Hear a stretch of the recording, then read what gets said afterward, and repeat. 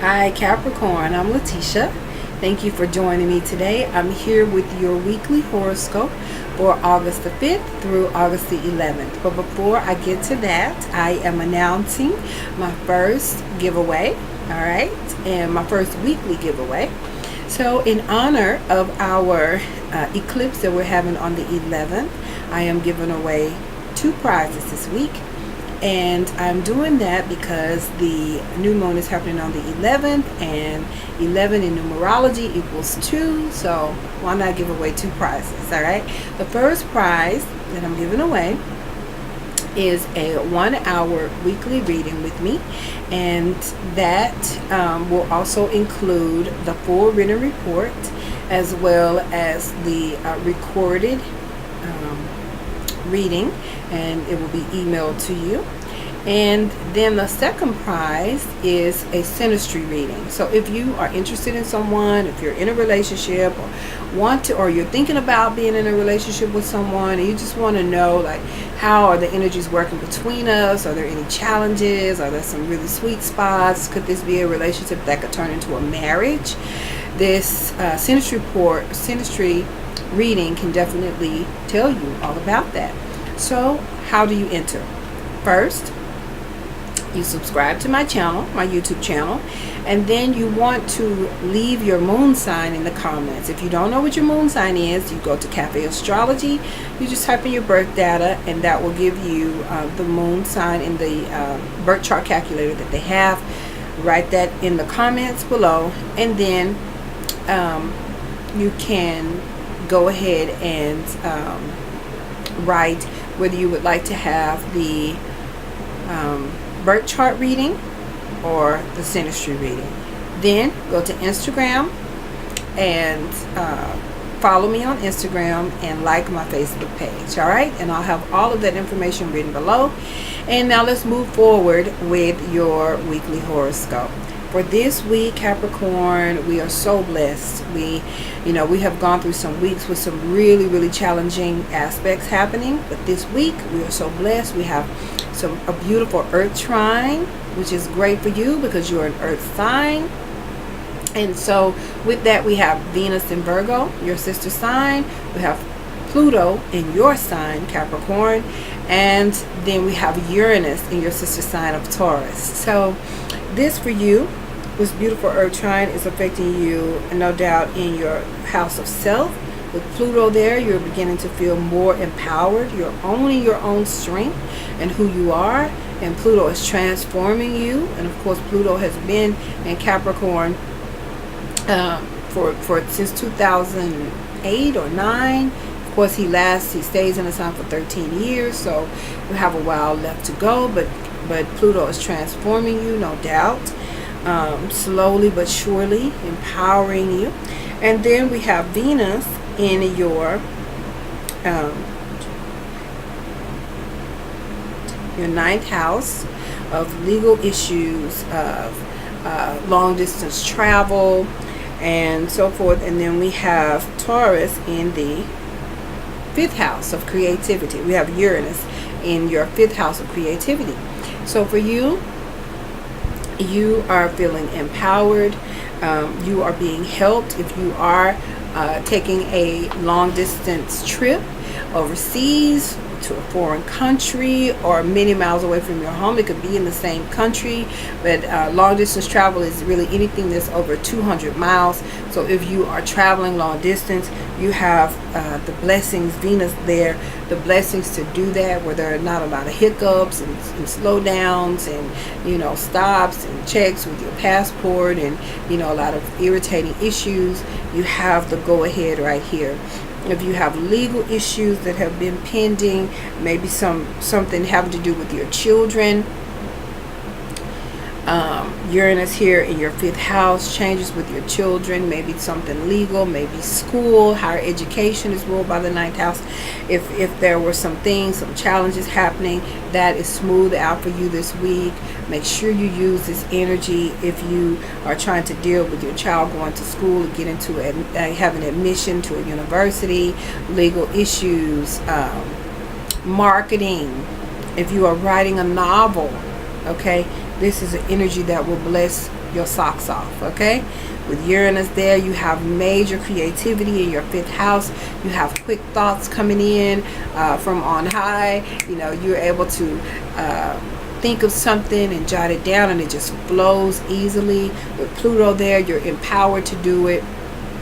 Pluto takes you into the deep depths of various topics, and you're able to go in. If you're somebody who is writing, I met a man earlier this week who writes horror novels, and so this is the perfect energy for that. Any kind of novel, any kind of long-term issues, travel, meeting someone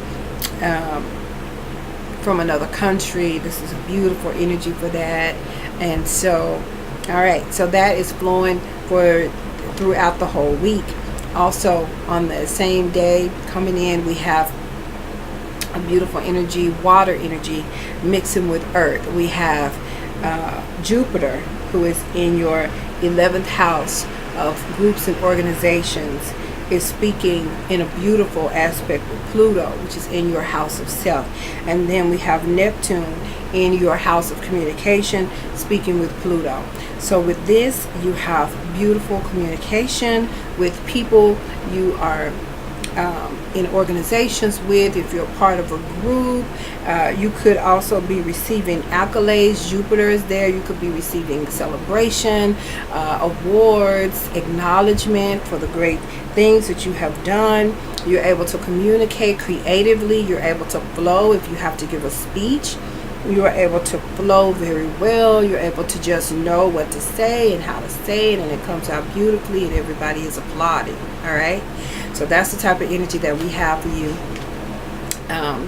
for the week coming in. And then on the 8th, we have the moon joining with the water, the planets that are in the water, in a beautiful grand trine.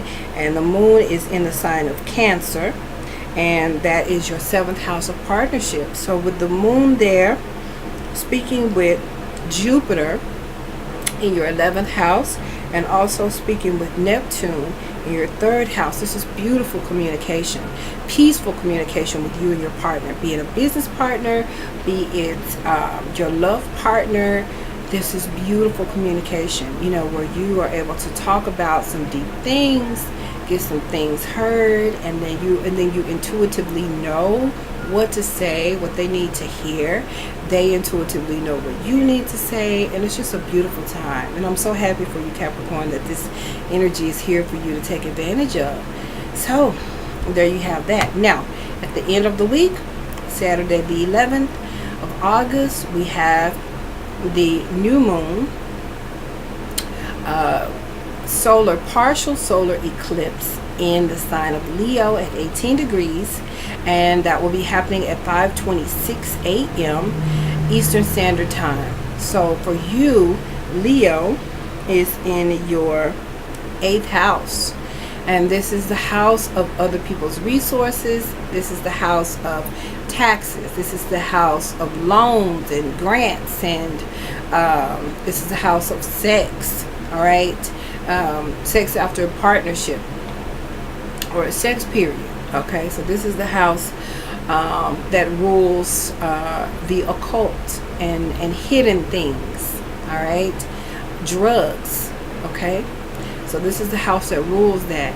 So with the sun, the solar eclipse coming in here, so what we have actually, the moon, the new moon, the black moon, is coming in, and she will be covering about 3/4 of the sun during this eclipse. So 1/4 of it will be visible to us during this eclipse. Okay, and so the power of this eclipse lasts, and all eclipse, you know, all eclipses come in and they bring sudden change. All right, and the universe uses eclipses to catapult us to a new level of growth, a new level of understanding, a new level of us walking in our power and energy and wisdom in which we came here to utilize. All right, so with the results of an eclipse, we can see from a month before the eclipse to the day, give or take 5 days,